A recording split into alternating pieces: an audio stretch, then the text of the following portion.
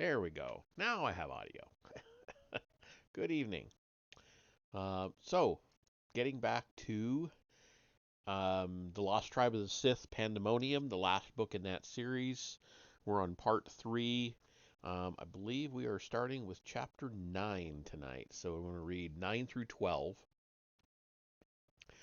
And that's all I have to say about that. So, let's get into it. Chapter 9. Korra awoke to rain pelting her face, her eyes open to see Kesh's sun peeking through a lush green canopy high above. Warm raindrops struck her cheeks. Wet season in the jungle, called a deep female voice from behind. Even when it's done raining, it says it stays in the trees. You shouldn't lie around outside like that, not without a hat. Cora dried her eyes and blinked. Alanciar hadn't had jungles in centuries. Obviously, it wasn't where she'd gone to sleep, but where was she? She sat up in the mud. Behind her, a human woman in a straw hat worked the soil, transferring flowers from clay pots.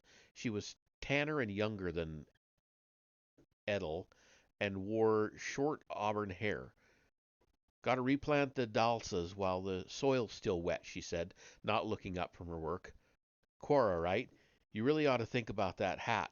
It pays to keep your hair short here, too. The arachnorids are hideous here. Cora tensed on hearing her name. The Sith took me here. You're one of them? The human chuckled. I never used to take back talk from Kashiri, she said. You're lucky. I've mellowed since we moved here. Aside in a clearing in the trees, Cora saw another human working a small plot with a hoe. In the dappled light, she almost thought she was looking at Jogan, muscular, serene, but still alien. You're both Sith, she said. We're nothing, the female replied, rising from the flower bed to face the Kashiri. We're nothing when we are or when you are.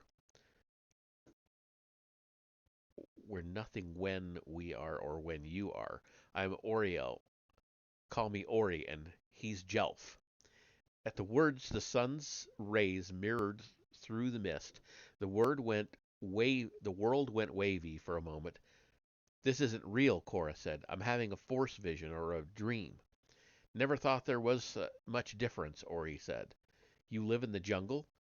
I do, or did. Time passes differently in jungles and dreams. Cora looked down to see a human toddler tromping through puddles. Before he could reach her garden, Ori hoisted the child onto her hip. Cora heard the other young voices from behind a hut. You have children? 3, like you. Right. It had to be a dream. Cora knew. None of the Sith knew details of her family. She watched as Ori delivered the child to his older siblings, muddied themselves but happy. An entire life lay here in the jungle clearing, small but seemingly full. I had responsibilities like you once, Ori said, unprompted. I gave them up for love. Love? A Sith? Cora caught herself. Sorry, you said you weren't. I said I wasn't Sith now, but I guess I wasn't a very good Sith before either. Is there a good Sith? Some are easier to live around than others, but if so, they're probably not very good at being Sith either, Ori laughed. And no, love isn't the only reason I came here. I had responsibility and a position like you. I saw where it was leading. I didn't like it. Cora looked at the meager accommodations. This is what you chose instead? This is what hiding looks like, Ori replied. She looked over at the children playing and took a deep breath. The problem is the world was already running out of places to hide in my time. I don't know that there's much future in it. Cora's shoulders slumped as she listened, but the children and the sounds of the jungle between the children and the sounds of the jungle, it was a noisy place, but she sensed peacefulness here, something she'd longed for often in Urar. I wanted to live apart, she said almost to herself. I'm so tired.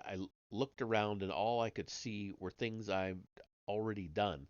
Even my children, I already knew what their lives were going to look like before they'd lived them.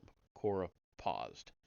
I guess that's why I created something different for myself, to give me a dream to follow. I'm sure it sounds bad.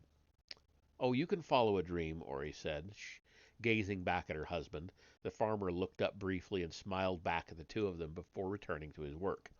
You can follow a dream and you can build your whole world around one. She looked back at the Kashiri. You can live in a dream for a long time, but eventually the world will find you, Cora whispered. She opened her eyes. They'd slept in a dry culvert just off the side of the Kareba Canal station. There was no use convincing Edel to stay with her in one of the barracks her official status entitled her to.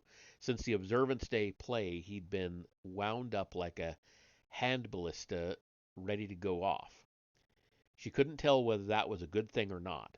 She'd seen what he was capable of, but it meant something that he was so tense now. She'd been right.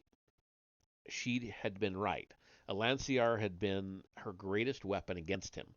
The farther north Cora led the Sith, the more confident she grew. It was increasingly clear that his party was the only one that had landed, and as they passed through more industrial centers, she could see him imagining the weapons being constructed there. That didn't stop him from continuing to feign indifference, she saw.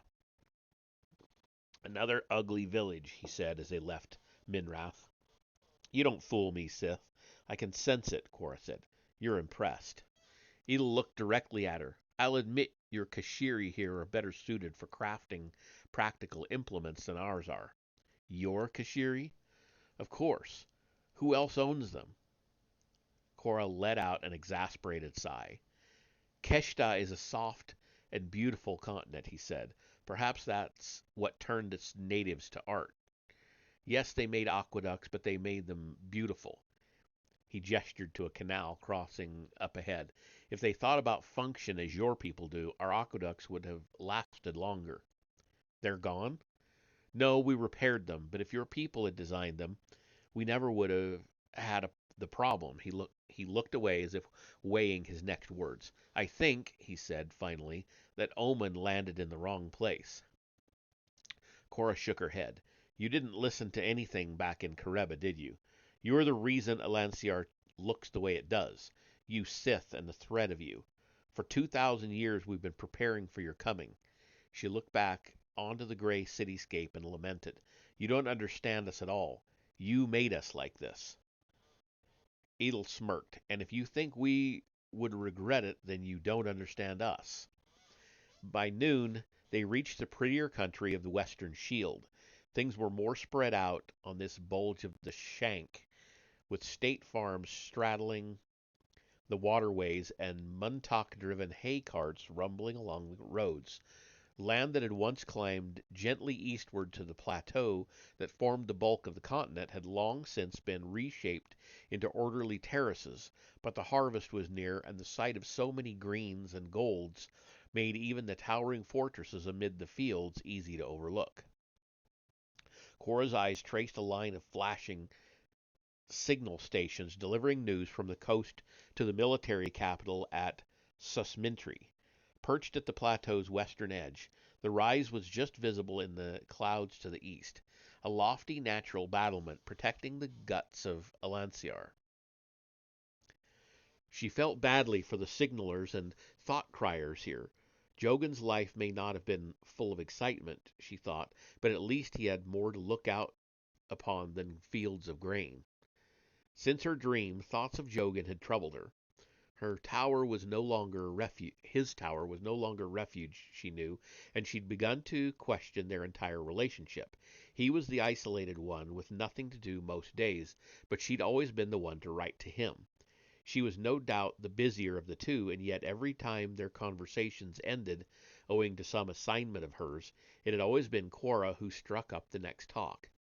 She had imagined that since she had so much to do, he was simply deferring to her schedule, but maybe he simply didn't care as much.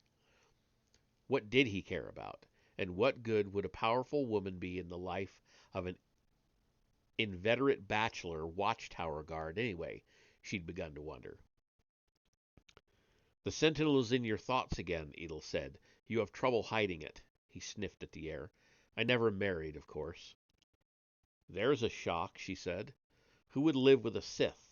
I'm amazed there are any humans left on Kesh. Edel laughed, a dark, hearty sound that startled her. I wonder about that too. I tend to prefer building things to the company of others. Maybe that's how he got to be High Lord, she thought. He's a shut-in. Maybe nobody who leaves the house ever reaches 50 over there.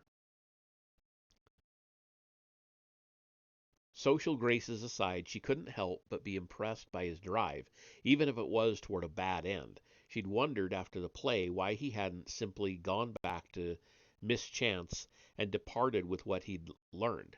Evidently, he didn't feel that would be enough to keep him from losing face after being shot down. It was easy to imagine that he had rivals.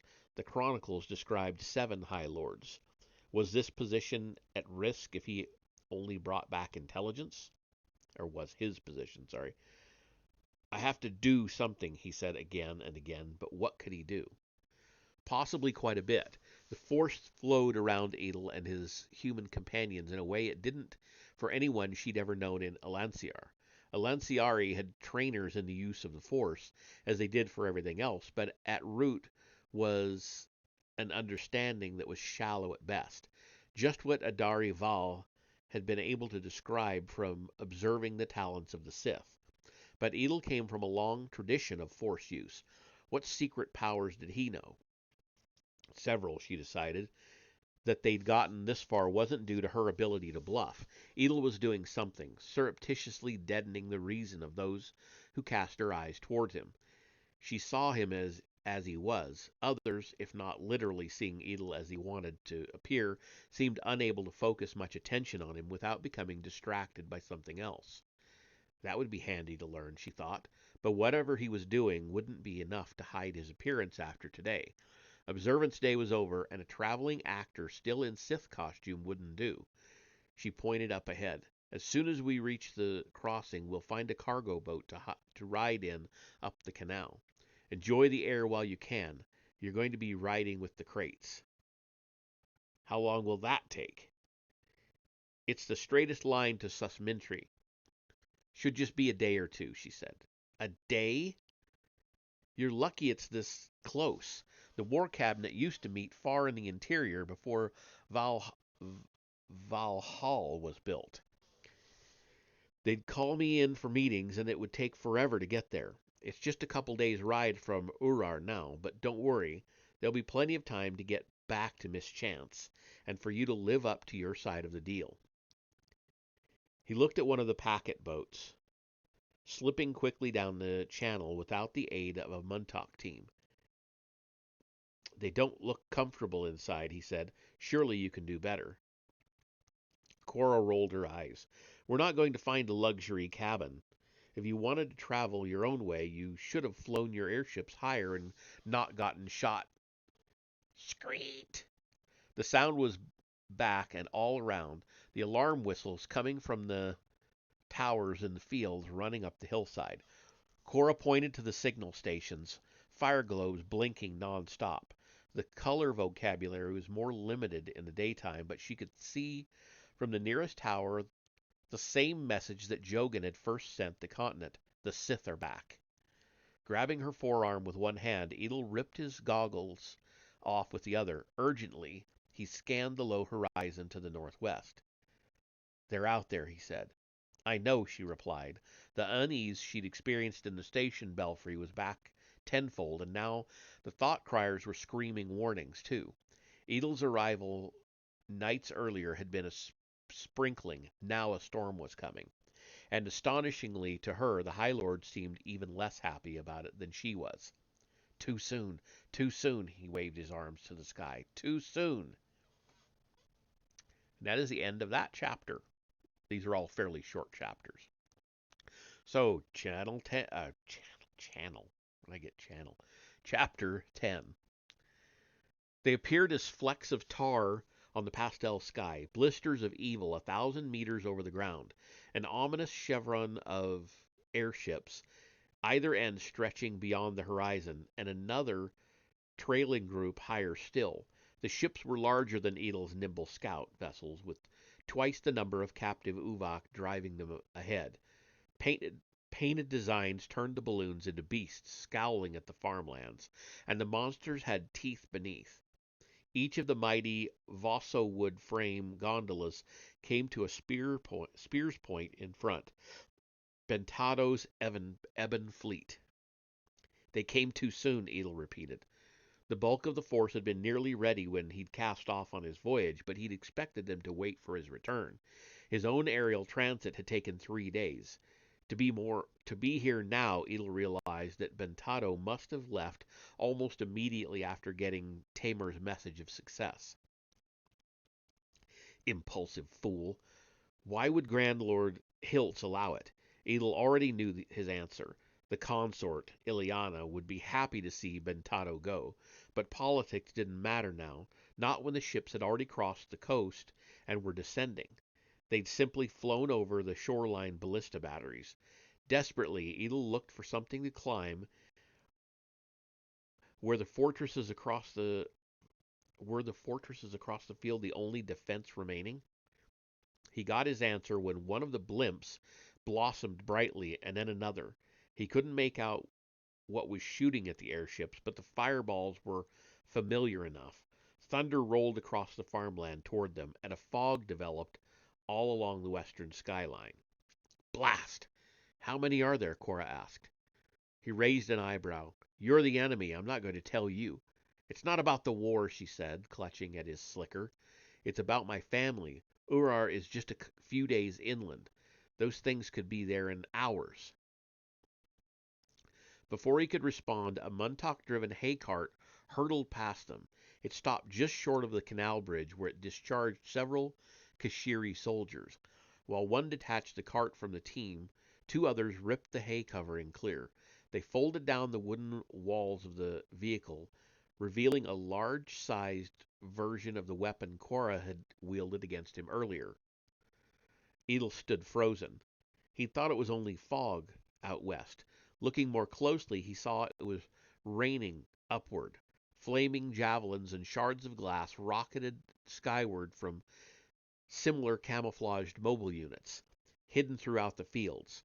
Nearby, the Muntok squawked in surprise as the ballista team fired its weapon with a painful snap. Hurry, Cora yelled, dashing toward the canal station house. The signal tower atop it was ablaze with light and color, communicating the reports of spotters up and down the line. Willing his legs to move from the spot, Edel followed. There were more explosions, with flashes beyond the northern and southern horizons. Curse him, Edel spat on the ground. Too soon. What do you mean? I mean Bentado, he said. Another High Lord. He wasn't supposed to launch until I returned. Then he'd have known about your fire weapons and everything else. He cursed himself, too. He'd worried that Bentado would try some sort of assault in the coming weeks, would try this. It was why Edel had stayed, hoping to learn enough to forestall another defeat.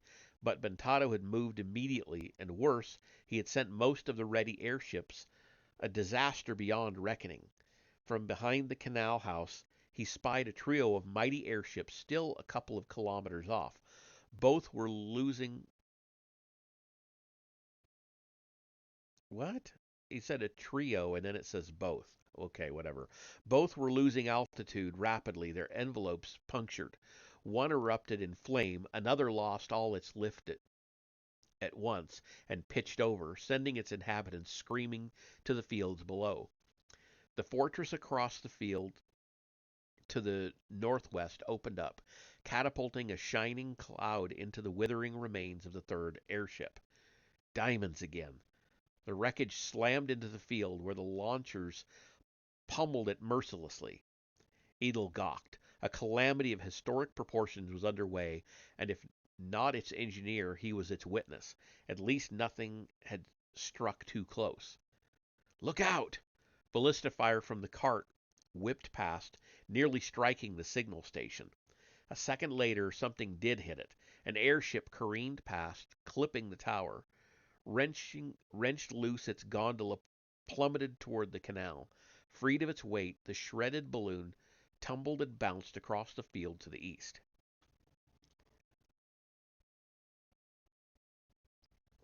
Without warning, Cora left his side, bolting northward across the canal bridge. Yelling her name, Edel followed into a stampede. Severed from their canal boat yokes, Muntoks charged along the raised towpath, knocking the High Lord heels over head into the canal, the channel. Edel punched through the brackish water and yelled again, "Cora!" He clambered over the slick walls and ran up the steps to a canal-side cargo platform. The clear sky was gone now, replaced by ebon smoke. Everywhere across the terraced farmlands, sweeping out to the ocean, the remains of airships blazed in heaps on the ground, and still more angry pillars rising from beyond the horizon. And there were figures on the ground near some of the downed vessels, some unmoving, others running, gleaming lightsabers in hand. On the attack or under attack, he couldn't see, but he could feel the same emotion from both sides through the Force. Pure pandemonium. The rout was on. Die, Sith! Edel's neck jerked back to the familiar voice, but the threat wasn't to him. Meters away from the concrete berm on the northern bank, a suited black suited Sith warrior battled an unseen enemy. Not recognizing the male human, Edel leapt from the platform, lighting behind the warrior. Edel saw the man's foe, Cora, standing over the body of a fallen Kashiri. Cora fired round after round from the soldier's repeating hand ballista at the Sith invader. The warrior parried the projectiles easily with his lightsaber. "Tyro!" Edel yelled, pulling off his hood. "Over here!" Cora stopped firing. She looked at him, startled, but the Sith warrior was more surprised. "High Lord Vry!" "That's right," Edel said, speaking loudly to be heard over the surrounding din. He stepped toward the pair. "What are you doing here? You were all supposed to await my return, when the rest of the fleet was finished." High Lord Bentado ordered. Before he could finish, the young warrior spied Cora raising her weapon and lunged, bisecting the wooden device. He spun for another stroke, and Edel and Cora both lashed out through the Force, hurling the astonished warrior and his lightsaber separately into the nearby field. Edel turned toward her, holding the remains of the split weapon. "What are you doing shooting at him?" "My job," she yelled, kneeling to cradle the fallen Kashiri whose weapon she'd taken. The lavender-skinned warrior was no more than a youngling, Edel saw. "I made a deal with you, Sith Lord, no one else." Edel took a step toward her, only to be knocked from his feet by another explosion, much closer. Looking up, he saw a massive airship, the largest of all the Ebon fleet, soaring past. Tattooed with Corson Bentado's sneering emblem, the flagship Yaru careened toward the eastern highlands, its gondola smoking from javelins impaled in its underside. He blinked. Yes, that was the Yaru, all right, vanishing over the eastern horizon. Seconds later, a flash of light and a clap of thunder announced its arrival, or not, atop the plateau. Edel grabbed at Cora's arm. "Quick, let's follow." She jerked away from him. "I'm not going." "They went east, which is where we were going anyway." "The plan has changed," she said, standing. Her face twisted and hurt as she looked at the chaos across the fields. "The war's on. I've got to see that my people are safe, that my children are safe." She ran through the smoke toward the bridge, heading back the way they'd come. Edel pulled the hood back over his head and gave chase. "I saw your district on the map on the boat. It's southeast of the capital, 2 days from it, you said. And it must be at least 3 days from here. It's out of our way." "I don't care," she said. "I've got to get home." "What about your precious Jogan?" Hearing the name, she stopped beneath the signal station and looked up. "I don't know what to do about that," she said, her voice cracking as she saw the lights.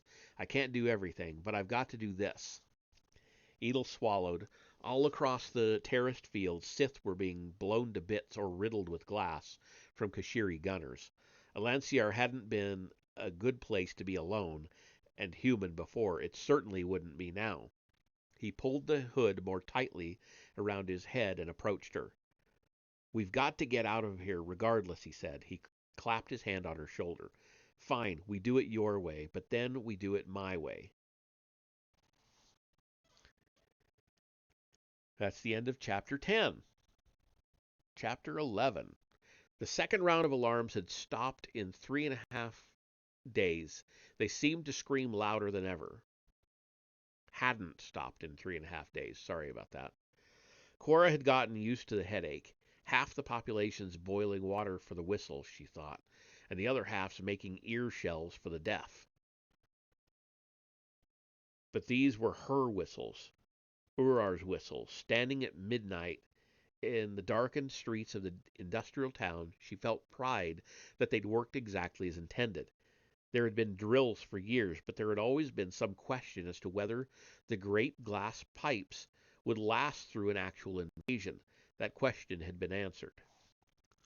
All of Valenciar seemed to have held up well from what she'd seen. She and Edel had escaped the conflict by doubling back, but the battle's outcome was readily apparent. The crescent of Sith airships had been wide indeed, 60 vessels striking across a wide swath of territory. All but the two northernmost of the 6 claws had been bypassed, leaving the fighting limited to the western shield, a name that had proven more than topographic. The fortresses and ballistiers amid the farmlands had destroyed most of the Sith invaders in midair. Others had been driven to the ground, where they confronted overwhelming numbers. The thought criers reported various Sith still on the loose, and signal towers continued flashing madly. Whether the fugitive Sith were real or phantoms, however, wasn't her problem. She had to get home. She'd flashed her credentials to commandeer a Muntok cart and team. No one was going to interfere with a ward master racing to her home district. Edel had ridden in the back, out of sight. After 3 days and nights ride, she'd arrived. After 3 days and nights ride, she'd arrived just after sunset.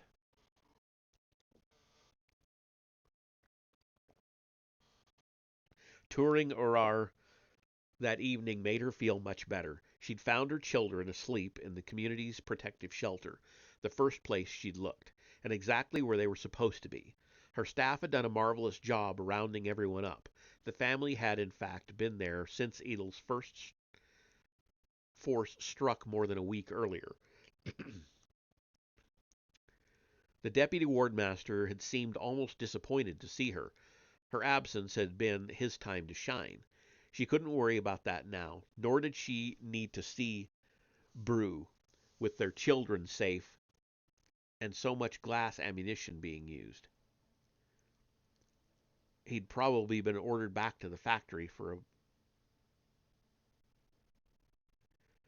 Oh, okay, wait a minute. Nor did she need to see Brew. With her children safe and so much glass ammunition being used, he'd probably been ordered back to the factory for a late shift. Stepping out of her office, she looked up at the flashing lights of the signal station and took a deep breath. The cart with Edel inside sat nearby in the darkness. She found him sitting in the back, eating the food she'd snuck out. "Your family is safe," he said. "Are you satisfied?" "Yes," she said. "Liar." He tossed a bone outside. "Let's go. This detour may have been good for you, but it was costly for me. To Susmintry." She climbed onto the driver's seat and took the reins. Edel slipped back into the darkness of the wagon, his back to hers, his face out of sight in the shadows. Rumbling across the stone path, she looked off into the darkness.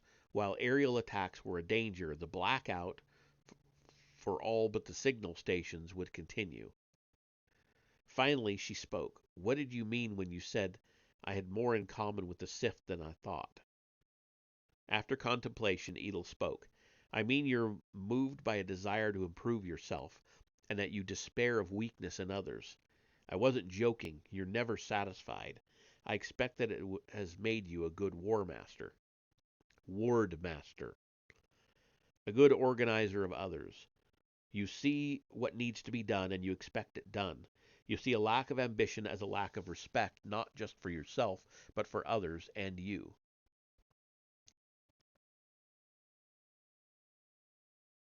Not for self. Okay. She didn't respond. "This husband of yours, I can almost see his face when you think of him. He's a nothing. He never was and never wanted to be, more than he is. He's slowing you down. I take it that drove you to that sentinel, that Jogan. But while he may have marginally more to offer than your husband, he's just along for the ride, too. The High Lord took a sip from a bottle. I studied him, while he was my prisoner. He may have a uniform, but he's a watcher, not an actor. You could have him, yes, but you'd soon tire of him. Cora stared into the blackness. There's more to him than that. Maybe, but there's so much more to you. You'd outgrow him, and he'd weigh you down like the Uvok on my airships, and you'd have to cut him loose. Yeah, I saw what you did with yours, she said, remembering the massive corpse that had fallen from the sky onto Jogan. Forget it. I'm not going to make a choice like that. That's the good news, Edel said, because as with airships, the larger you become, the more you can carry. Power isn't just having choices. Power is being able to decide whether you must choose at all. You can have your husband and little family and your lover in the tower, and you can extend your authority and have your word obeyed. Cora blinked. What, in service to you? Yes, he replied, but also in service to yourself. You could be Sith, Cora. It's just a matter of belief. You'll never truly be Sith as long as you wear the chains of anyone else. But casting off these lesser ties is the first step. I'd be careful if I were you, she said. You Sith and your airships have a way of blowing up. Yawning, he stretched out in the back of the cart. Cora looked back to Urar and thought about the other things she'd just done. The things she hadn't told him about. She'd sent the message as a general question, perfectly understandable given the recent attack. What should she do if a Sith Lord fell into her hands? The response signal from Sosmintry came almost immediately. Bring him to us. We know what to do. It couldn't have been any clearer or more authoritative. The War Cabinet's official identifier code was attached. She imagined the imprimatur going out to all the wardmasters. Now, she wondered what it meant. Surely they'd want to round up the Sith survivors, but bringing them to the capital? Maybe the secret appendices to the oft-republished chronicles told us of some way to safely restrain the Sith indefinitely. Maybe they were wanted for execution and dissection. She looked back at Edel, sleeping. She had just enough time to get him to Valhall for whatever he wanted to do and return with him to Maori Cove to save Jogan. But even if she took him into a trap, she could still rescue Jogan, and she might have the full force of the Alanciar military behind her in the attempt. She could save Jogan and be a hero too, having done her job and more. You're right, Sith Lord. I can have everything. That is the end of chapter 11. So one more. Chapter 12. Sesmintry had started centuries before as just another military outpost at the edge of the plateau, overlooking the lower country of the Western Shield as it spread out to the ocean. Its location between the shoreline battlements and the industrial heartland, however, had placed it at the nerve center of Lanciar signal communications, exactly where the War Cabinet wanted to be. Until 10 years ago, the leaders of the various military, industrial, and educational directorates had met separately. Valhall in Susmintry consolidated operations into a dull brick, one-story residence, inconspicuous were it not for the colossal white silo rising next to it in the large walled courtyard. Unlike Jogan's tower at Point Defiance, the Valhall Tower had multiple levels of signaling lights pointing in all directions. The occupants of Valhall could communicate with anyone, from the shipbuilders in the far-flung northeast to the guard at its own gate just a dusty path away. A brown-clad Kashiri guard looked at the signal tower and then back at Cora. He spoke loudly to be heard over the alarm whistles. They're telling me to let you in, Ward Master. He rapped at the wagon with his sidearm. Both of you, he said, with nervous disdain. The gate opened, and Cora's Muntak team trundled inside. The doors hadn't been closed but an instant when Edel peeked out from underneath the tarp in the back. Both of us? What does that mean? I don't know, she stammered, climbing from the seat. He had his lightsaber in hand. The long drive from Urar had left her bone-tired and him increasingly agitated. She'd hoped it would dull his edge in case a trap awaited. She'd half expected to be greeted by squads of sharpshooters awaiting her delivery, but the only things in the courtyard were her and her cart. A bad smell was in the air. Above signal signal lights on the tower blinked quietly, and the door to Valhall was wide open. I don't like this, she said, not meaning to be heard. That makes two of us, Edel said, slipping over the wagon's side and thudding to the ground. Grabbing her shoulder, he turned her to face him. They weren't just expecting you, were they? They were expecting me, too. Looking every direction but at him, Cora struggled for words. You never told me what you wanted to do here.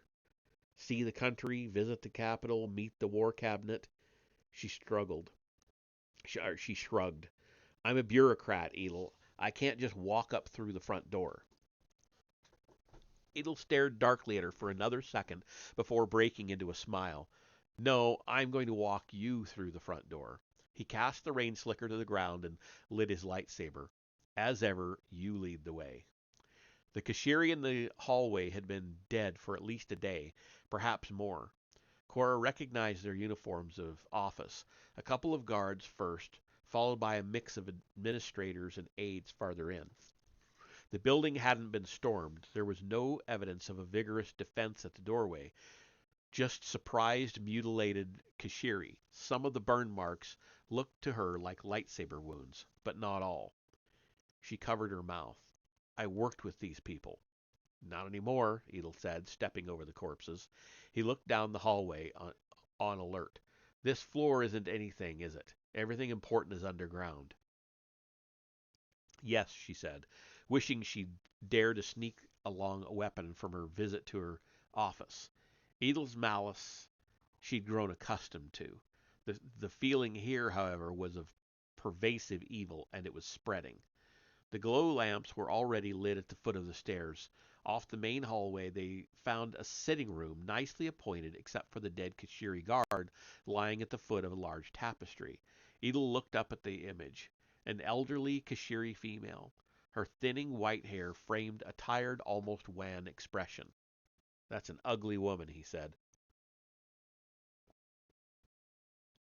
You're just saying that because you know who it is, she said. Adari Val. She'd stood many times in this room while waiting to see the war cabinet, admiring the tapestry that stood under perpetual guard.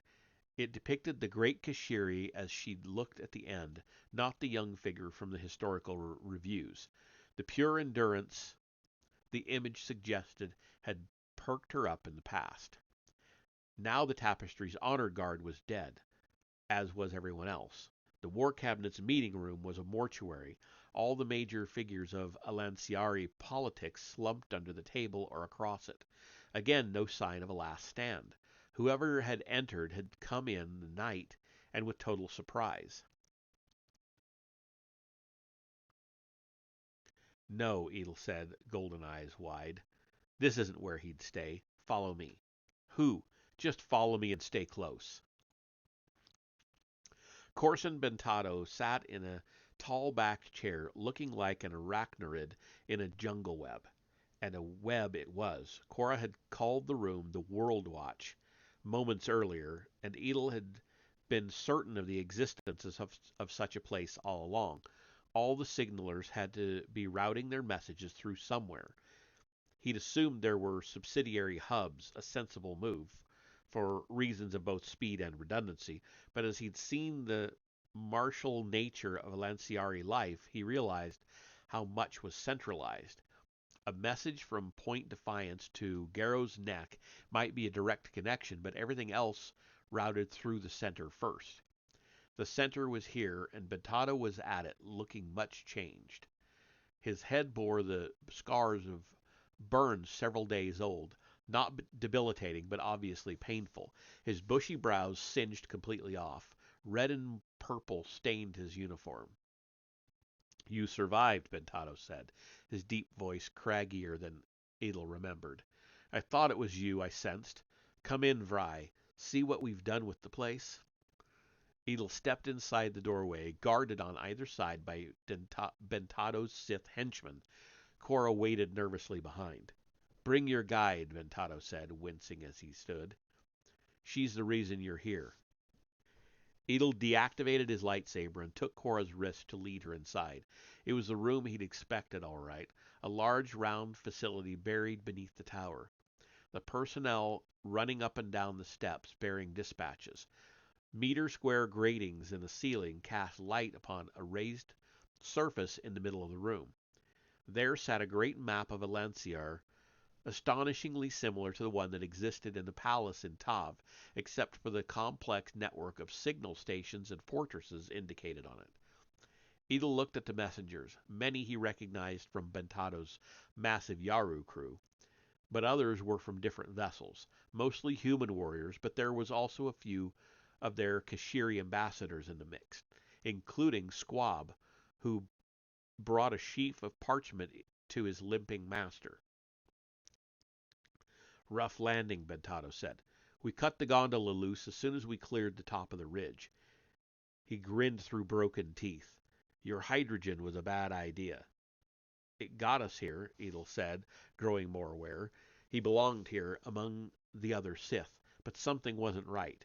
He walked to the map and then looked back at the room.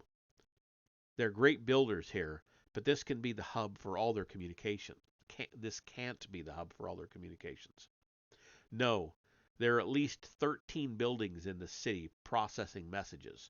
We found one after we landed. It's what led us here. One of the facilities even gets messages from Force users, if you can believe that. But all the important messages are copied here, or begin here.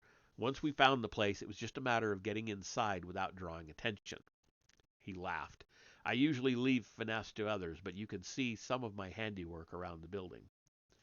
Edel looked up the steps to the tower. That's how you rounded up the other survivors of your fleet. And drew you here, Bentado said, nodding at Quora. We used the signal station to call out for everything, even to have the gates opened. It was one thing when we got the Kashiri to deliver food inside the gate, but the fools have been delivering us their prisoners, too. Edel looked at Cora. She stood in stone-faced astonishment, her hand over her mouth. He could see the recognition seeping into those enormous eyes. The organization that had provided Alanciar its strength had also proved its weakness. He'd held some inkling this might be possible. It was part of what had drawn him so relentlessly to Susmintry. But Bentado had arrived first, and with the same idea. The glory would be his. Cancel the alarms everywhere, Bentado ordered. Squab shuffled back to the foot of the stairs with the command. Less than a minute later, the shrill whistles above Susmintry stopped, as they soon would across the entire continent. Bring everyone to a ready state for when the next wave arrives. The next wave? Edel asked. The next wave of Sith. There were airships left behind in Keshta. I expect we'll see them soon. Edel raised his eyebrows. Then we need to get word back home before they leave. You may be able to order the Kashiri around from here, but I expect whatever you say, the Lanciari will still shoot at our airships. I agree, Bentado said, smiling darkly, and that's exactly what I want them to do. And that is the end of that chapter, so we will be starting up with chapter 13 next time. And we'll probably just do all 5 chapters to finish out this book, and that will be that. We'll be done with Pandemonium. So, all right. I am going to go ahead and call it, and I will see you all in the next reading, which should be Friday. The next part of um, the problem of slavery in the age of revolution. So, see you then.